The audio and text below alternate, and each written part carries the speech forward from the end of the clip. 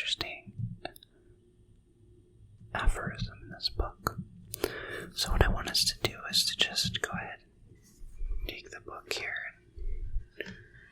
and start to flip through. Take a look at the different pages here. This is the Walter Kaufman translation of the Gay Science.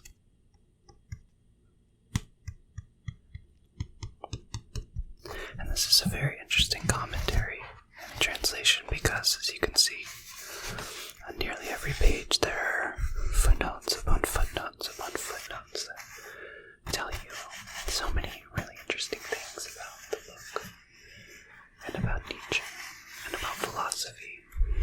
It's such a very helpful book. But it doesn't really matter what translation that you have. They all say very similar things. So if you want to read along with me, I want to just take a moment and read this specific aphorism. I have it marked already. It's right here. If you have this translation, it's on page 273. If you don't have this translation, then it's in book 4, and it's number 341. Nietzsche writes, "The greatest weight." And down here, Kaufman has a little something to say, so let's just take a moment and take a look at what he's saying here. He says, "Zakrost Scherwergewicht." Excuse my German pronunciation, I'm sure that's pretty atrocious, but literally the noun means heavyweight. And in this term, actually used to designate the heaviest class in boxing. But it is also quite commonly used for main emphasis or stress. In an earlier version of this aphorism, I rendered the title "The Greatest Stress" by reason for concluding that weight is better spelled out in the section on eternal recurrence in the introduction. Nietzsche himself considered 341 the proclamation of the basic idea of Zarathustra, meaning the eternal recurrence. And I think that's right, which is probably why they're having you read this section in your philosophy class. So, with that in mind, let's go ahead and just read this section. It's only this page and then this little section here, and that's it. It's a very, very short section, but it's something very, very important to be thinking about. So what if some day or night a demon were to steal after you in your loneliness and say to you, "This life, as you now live it and have lived it, you will have to live once more, and innumerable times more, and there will be nothing new in it, but every pain, and every joy, and every thought, and sigh, and everything unutterably small or great in your life will have to return to you, all in the same succession and sequence, even this spider and this moonlight between the trees, and even this moment, and I myself, the eternal hourglass of existence is turned upside down again and again, and with it, you, speck of dust.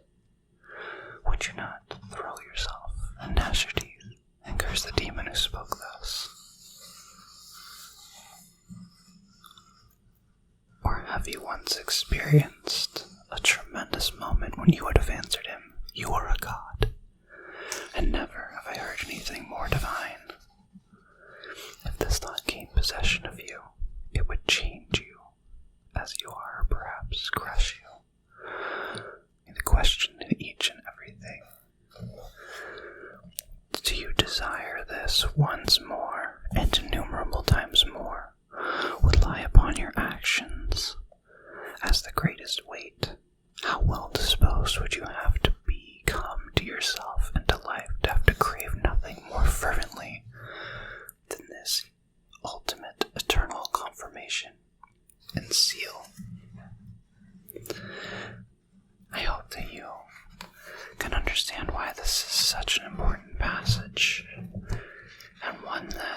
has been thought of when thinking of Nietzsche throughout the last 100 or so years. Because in that section, he's really saying, let's see if we can get back here.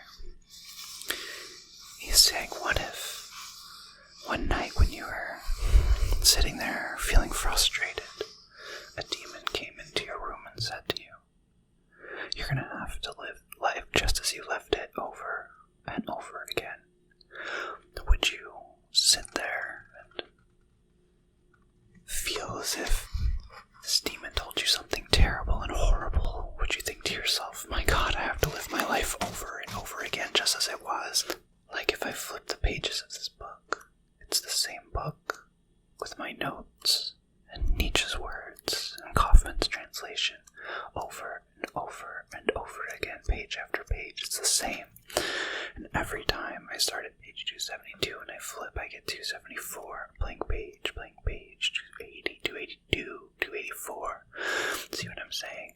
What if every moment of your life is like this? It's written in a book, and the book is to just be lived over and over again, page after page after page after page.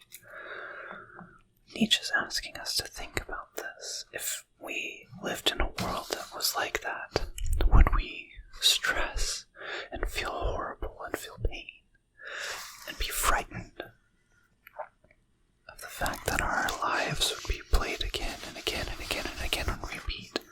Or would we rather rejoice in the fact that we got to live our life over and over again? So he's asking us the question, really, and, granted in a sort of silly way, but he's really asking us this question right here. Do you desire this once more and innumerable times more? What if we lived a life where we desired to live this moment over and over and over again? What if we desired everything that happened once more, and that we lived lives that were completely filled in such a way that we wanted to live them over and over again? And what would it mean for ourselves on a psychological level if we were able to accept the things that have happened to us and say, looking at all of the horrible things and all of the great things, say to ourselves, yes, I want to live this life over and over again?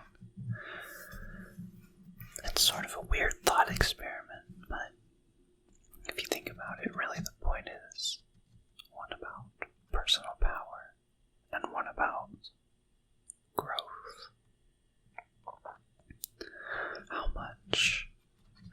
How much can you say yes to life?